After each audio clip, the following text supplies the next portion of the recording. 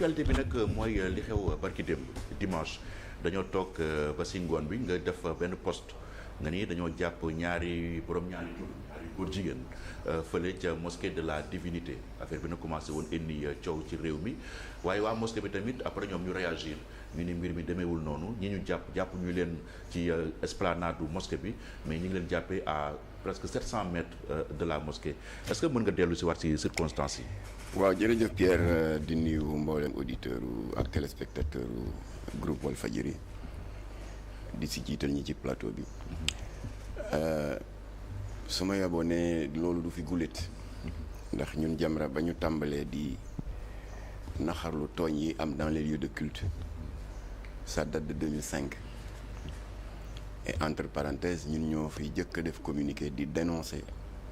les actes de profanation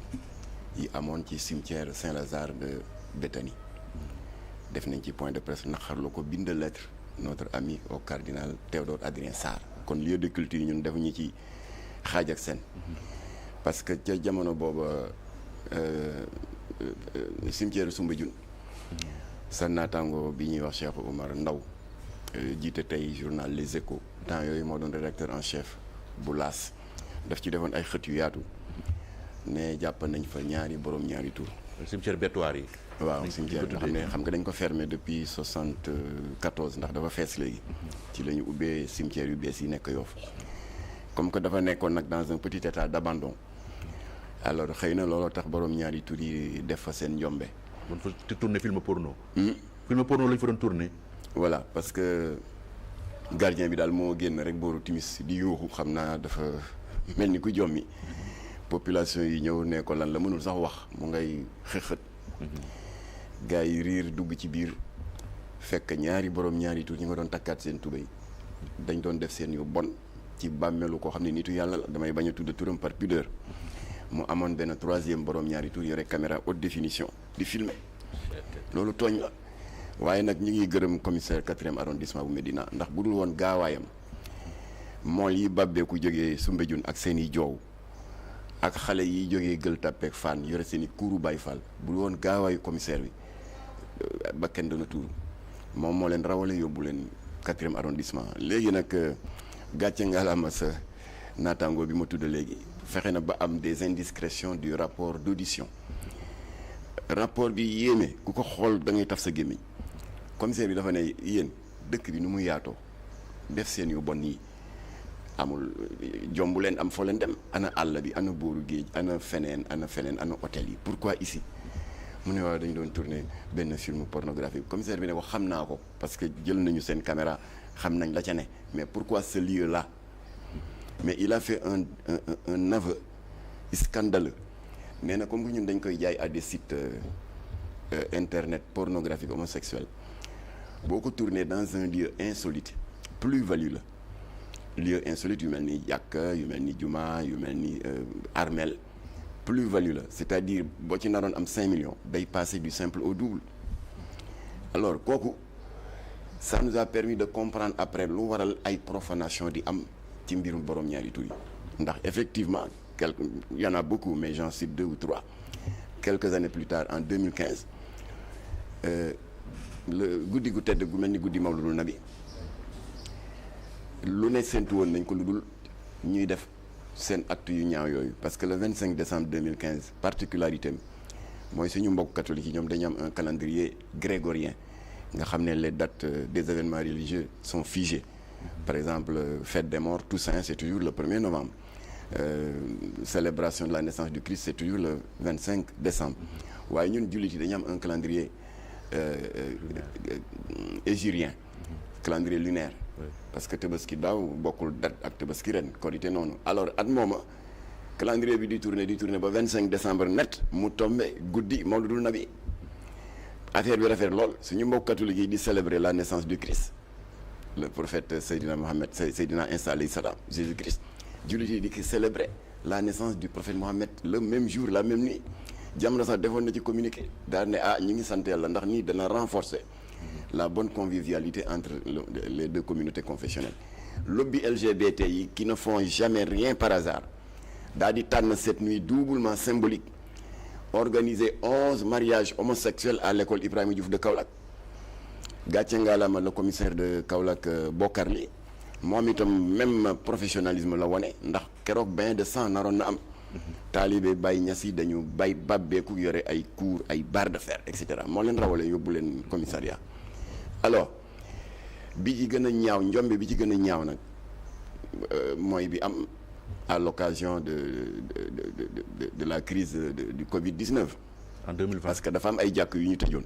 grande mosquée bokkoon na ci ay jàkk yu ñu tëjoon xam naa saay yu profité n'est-ce pas de cette espèce d'abandon dans la nuit du 22 au 23 novembre 3 heures du matin en 2020 gardien bi bett ñaari tur ñu def seen ñaawteef ci biir jàkk ji kon werante amul ne léegi ñoom dañuy cibler les lieux de culte xamuñu lan la nag xëy na état bu ko gëstoo dina xam lu tax mais déjà am na ci indice wax naa la sànq ki doon tourner film pornographique bi nee nañ boo ko defee dans des lieux insolites plus-value la nga ci am dafay yokk ñi ma gën a yërëm nag ci tooñ yi borom ñaari tur yi di tooñ mooy waa Wakaam te ñu ngi leen di massalu en l'espace d'1 an ñetti scandale am na fa coow lii nga junj sànq mooy ñetteel bi ndax en 2020 juin 2022 ñu ngi sant la brigade de gendarmerie de Wakaam am na lu ñu leen fa signalé woon ci ginnaaw mosquée de la Nativité ci plage ba saay itam def fa seen njombe ñu jàppaleen juin 2022 bi ci mujjee nag avant scandale wu bërka démb bi c'était le 10 décembre 2024 kon c'est récent defagul sax at foofu nag am na 2 ouest africains yuñ ci jàppale damay bañ tudd seen nationalité pour des raisons du respect de la confidentialité de l'enquête ak 5 complices sénégalais jàpp nañu leen ils sont passés aux aveux dem nañ ba wax sax seen groupe WhatsApp turam bi nga xam ne fa la ñuy sceller les rendez-vous alors léegi nag ba Jamra gisee cas yu précédents yi li Dame Mbodj di wax layam yi bi ci am ba daanaka libéré nañ leen après des gardes à vue symboliques ci la ñuy jël les devants ma daal di contacter suñu avocat maître Moussa Sarr mu ne ma juridiquement yéen Jamra am ngeen droit constitué wu partie civile da ngay dem ministre de l'intérieur ñu génne la les références de l'accord de siège ba nga signé woon ak état bi ngeen di créer seen ONG ma dem lijjanti ko indi ko voilà ñun nag ñu daal di constituer partie civile porter plainte jël les devants mooy bu 10 décembre 2024 mel na ni def na effet parce que tribunal baral na loxoom taxaw nañ ci taxawaay bu rafet gàcce ngalaama le procureur Ibrahima Ndoye il les a envoyés en flagrant délit ñu jugé leen fëgg leen 2 ans ferme. kon fii may wax yow ils sont toujours dans les liens de la détention. alors léegi am na solo scandale bii nag waaw mais bii am barki démb waaw. bi am barki démb ba ñu bari interpellé nañ ma parce que on avait intervenu ci bi ma la wax sànq bu décembre 2024 ba ñu may interpellé ma ne leen ñun dey ba ñu sosee Jamra février 1983 ça fait 42 ans kenn mënul fexe ba ñu taxalikoo ak suñu benn principe qui nous est cher te ñu ngi koy jëlee ci jàngale Seydina Mohamed ci ay addisam dafa ne wama shahidna illa bima alibna le croyant ne doit témoigner que de ce dont il est sûr de science certaine maanaam ab julliti war na fexe buy joxe seede wala atte na doon ci loo xam ne am na ci yaqin bu wér ma leen comme que maa ngi koy doog a yëg loolu la ma sama source yi wax may leen ma gëstu ko parce que am nañ un coordonnateur de la cellule de Jamra de Wakam qui n'est pas n'importe qui c'est l'imam ratib imam Mouhamadou Lamine Diagne may leen ma contacter ko après je vous reviens reviens loolu laa déclaré sama page Facebook ma daal di contacter imam bi ma bëgg a yëgal nag waa Wakam imam Mouhamadou Lamine Diagne lu ko waaye wax tooñ ko ndax ba ma ko woowee il n'était pas encore au courant maa ko yëgal mu ne ma bon man dama nekk ni ci benn cérémonie mariage loolu am na ma ne noonu laa ko yëgee comme que yaa ñu fa nekkal te da nga fa dëkk gëstul ñu ko balaa Jamra di jël position mu ne ma d'accord maa ngi ñëw ñu toog bañ julli tisbaar ba noppi mu woo ma ne ma bii day contrairement ak scandale yi amoon ameewul ci jàkka ja ameewul ci esplanade ba ma ne ko bon mu ne c'est à peu près à des centaines de mètres de là waaye mbir mi moom am na gendarmerie jàpp nañ leen y a des arrestations ils sont en garde à vue. mais yow ci sa poste bu njëkk da nga ne ci esplanade du mosquée bi la. waaw dama ne sama source dafa ma ne. ci esplanade du mosquée bi la waaye je vais vous revenir ginnaaw bu ma jokkoo ak suñu représentant bi nga xam ne dana infirmer wala mu confirmer alors suñu représentant bi woo ma bi ñu julee takkusaan ba noppi tisbaar ne ma ameewul foofa c'est à quelque 500 ou 600 mètres de là-bas ma delluwaat ci sama poste préciser loolu ba ma ko defee un représentant du comité de gestion moom moo yore communication mosquée de la divinité un jeune très brillant qui s'appelle Khalifa Ndoye daal di ma woo ne ma gis naa précision bi nga def waaye bu ma sañoon comme que ñu bari jànguñu est-ce que mënoo ko def vidéo ma ne ko amul problème mu daal di ma confirmer li ma suñu représentant bi wax ne ameewul ci jàkka ja mais à quelques centaines de mètres te nee na source am mooy quelqu'un qui est bien placé c'est le gardien di Fallou Guèye alors ma ne ko kon ma def ko vidéo mu ne waaw moo gën parce que du ñëpp ay lire Facebook et consort ma daal di ko def vidéo defe naa sax yow yónnee naa la ko. waaw alors ma daal di leeral. léegi ñoom ay excuse publique lañu bëgg nga def. oh ma daal di leeral. dal di wax ni suñu représentant dem na à la source te na ngeen bàyyi jàmbur ndax man maa ko yëgal moom yëgu ko woon ba mu demee à la source gis na ne amewul ci béréb ba mais à quelques centaines de mètres coow li jeex alors finalement j'ai terminé ma déclaration en sensibilisant waa Wakam ma ne na ngeen def attention après cette énième provocation des lobbies LGBT la daloon waa Kaolack en 2015 dal leen parce que commissaire Bokar Ly bi mu defee cet excellent travail te kenn amu ci looy laam-laame remplir na toutes les conditions prévues par le code pénal article 319 dafa ne balaa interpellation bi juridiquement am une validité juridique benn foog nga fekk leen en flagrant délit ce qui a été fait parce que ñun on a eu l'information en même temps que lui que association borom ñaari tur yi ñu ngi préparer événement le 25 décembre waaye moom mu ànd ak sagom bu ko neexoon di jaay ay inspecteur Colombo xërëb mais dafa ne tekk pour flagrant délit bi am bàyyi leen ba bés ba laqatu à quelques centaines de mètres avec ces éléments ba gars yi dugg ci angaaru école Ibrahima Diouf ba tëj ba tàmbali seen yu bon commissaire Bokar Ly déclenché l'assaut ñu song leen kon flagrant délit am na góorgóorlu na aussi ba am na li oustaz yi di wax ay dalil maanaam des preuves matérielles et des preuves à conviction parce que bi ñu arrêté borom ñaari tur yi foofu ñu nekkoon di célébrer mariage commissaire Bokar Ly jot na fa prélever des robes de mariée kooku preuve la des bagues de fiançailles preuve la ak yeneen yu salte yu ñaaw yoo xam ne ay góor ñu doon sol robe de mariée waaw mu ngoog ak des bagues de fiançailles kon les preuves sont vraiment établies que célébration mariage LGBT la alors mu fab paquet yëpp livré leen procureur alors waaye li may avertir waa Wakam mooy loolu dal waa Kaolack bañ leen a dal parce que am na des éléments bizarres et louches yu indi benn à l'époque dem bay indi diingat ci liggéey bu am na ñu naan sax waaw jàppewu leen ci biir école bi mu ngi leen jàppee ci biir récréation ba ils sont en train de chipoter sur le lieu am ko ne sax waaye du ci école bi ñuy déplacer le débat di ko déplacer ba blanchir góor jigéen débat bi nekk léegi ci ay problème fan la amee éterniser wu ba dem woo suñu avocat maître Khassim Touré ma ne ko qu'est-ce qu'il faut faire ils sont en train d'étouffer l'affaire là di ko détourner sur des détails de lieu et de circonstances mu ne ma da ngay def plainte je gère le reste waaye le temps que ñuy jóg jël ay matuwaay au plan juridique fekk ay nit yu bokk ci pouvoir bi lijjantil leen ay passeport ñii ñu rawale leen Canada ñii ñu rawale leen Espagne ñii États-Unis noonu la góor jigéen ñi gagné entre guillemets la Kaolack wax naa waa Wakam am ay parrain ci nguur gi dañoo amoon ay parrain ci nguur gi ñu utal leen ay passeport fii ma wax ñu ne daw nañ 11 góor jigéen yi dara fekku leen ci ak njombe bu ñuy def guddi gu tedd gu mel ni guddi Mawludul Nabi suñu mbokkatu li itam di célébrer seen kilifa seen wasila ñun ñuy célébrer suñuy wasila deuxième affront bërëb bu tedd muy école nga xam ne école lañ fa séentu mooy ubbi dënnu xale yi jëmbat ci xam-xam ak jikko yu baax ay góor jigéen ñoo fa di fa célébrer sëy toutes les conditions étaient réunies waaye sàggante waa Kaolack tax na góor jigéen ñi ak bàjjunu góor jigéen ñi déplacer le débat occupé média yëpp si ay problème mu fële la amee déedéet kër ga ca gannaaw la fàtte nañ góor jigéen ñi raw nañu wax naa waa kii nag waa Wakaam moytu leen loolu dal leen ndax yéen góor jigéen ñi dañ leen yàpp en l'espace de 3 mois 3 scandales fi mu ne ils sont en train de reproduire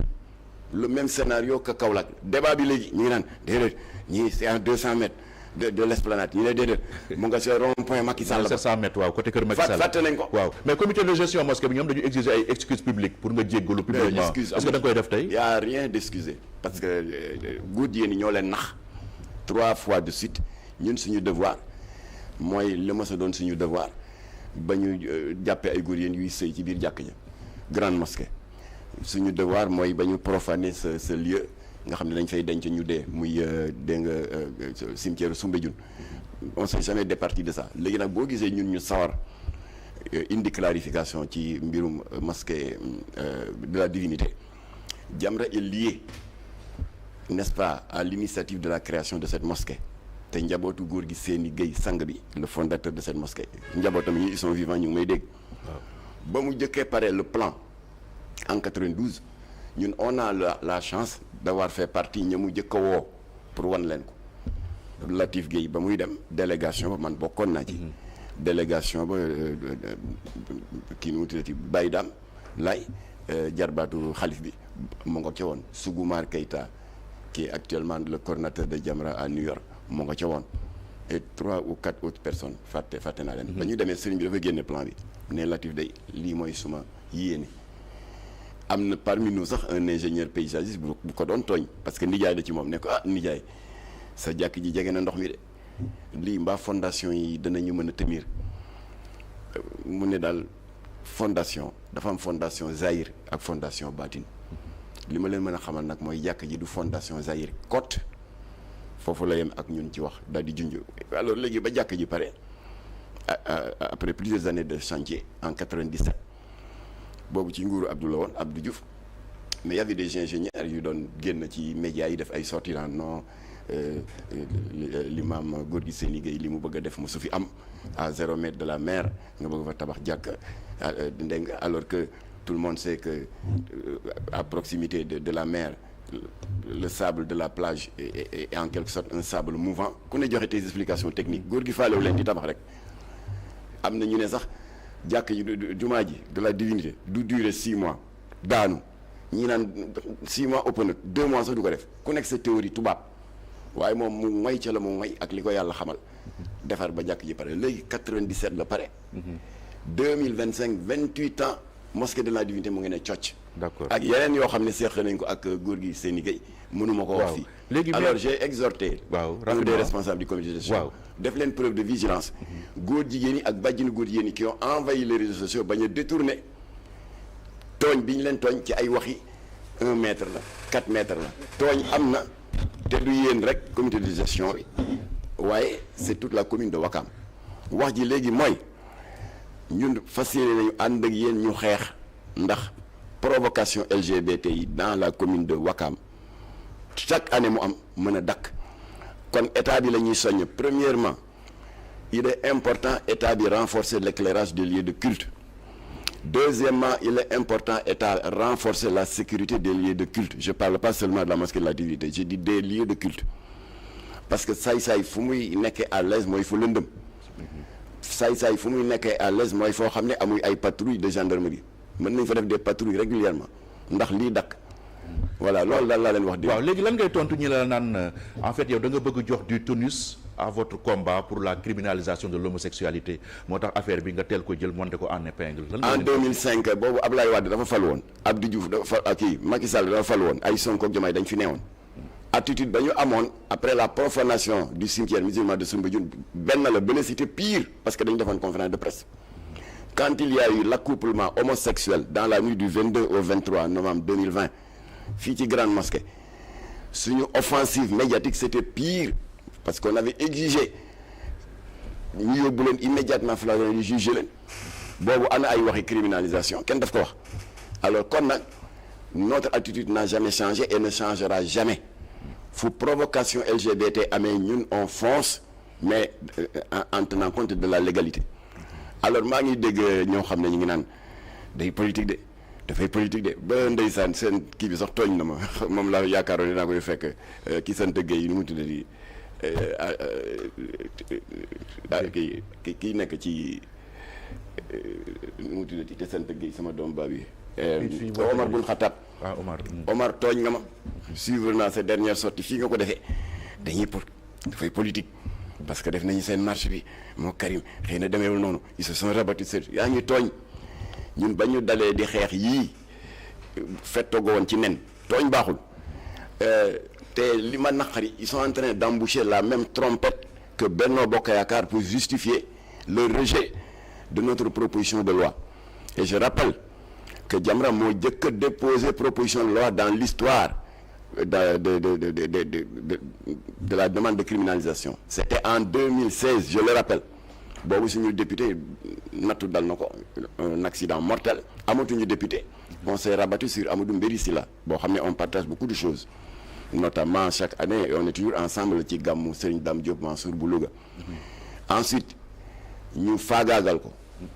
il y a eu en 2021 la proposition de loi de And Sàmm Jikko Yi le même sort And Sàmm Jikko Yi daal di revenir à la charge ñu bloqué waat leen Ami Ndiaye ñibbi déposé ñu bloqué waat ko Serigne Bara Dolly ñu bloqué waat ko Abdou Karim Gueye déposé ñu bloqué waat on est à 6 rejets maintenant alors ma tontu nag ñii naan da doon politique je vous rappelle que le président du groupe parlementaire APR Benno Bokk Yaakaar Almerou Gningue nous a tenu le même langage. Je vous rappelle que le président de la commission de loi APR Benno Bokk Yaakaar di Djibril War nous avait opposé le même propos dañuy politique c'est des politiciens encagoulés. defoon naa point de presse tontu leen ma ne leen yéen lu ñuy encagoulé en face de vous rejeté ngeen suñu proposition de loi assumé leen ko vous allez voir on va vous combattre lu ñuy encagoulé à cause de vous attaqué wuñu fii ñu leen gën a dangereux fuuf c'est la loge maçonnique de Dakar 1985 xëy na doyen yi ils s'en souviennent très bien ñooñu li tax ñu dangereux mooy seen parrain ba nekk France dafa bokk ci loge maçonnique yi qui sont liés à des organisations criminelles ñooñu attaqué nañ leen sans cagoule waaw pourquoi yéen waa Benno Bokk Yaakaar ñu ñëw naan c'est des politiciens encagoulés alors malheureusement je remarque maintenant layam bi am pour la criminalisation après que régime bu bees bi promettre ko teg 1 mois 4 mois 1 an 4 mois gisuñu dara layam boobu la ñu gis comme bi amoon Benno Bokk Yaakaar il nous taxait de politiciens encagoulés notamment wax naa ko léegi le président du groupe parlementaire Almerou Gningue et le président de la commission des lois mais Djibril War ñii ñu ngi reprendre le même langage donc ils sont tous pareils bu campagne électorale jotee ils sont capables de promettre la lune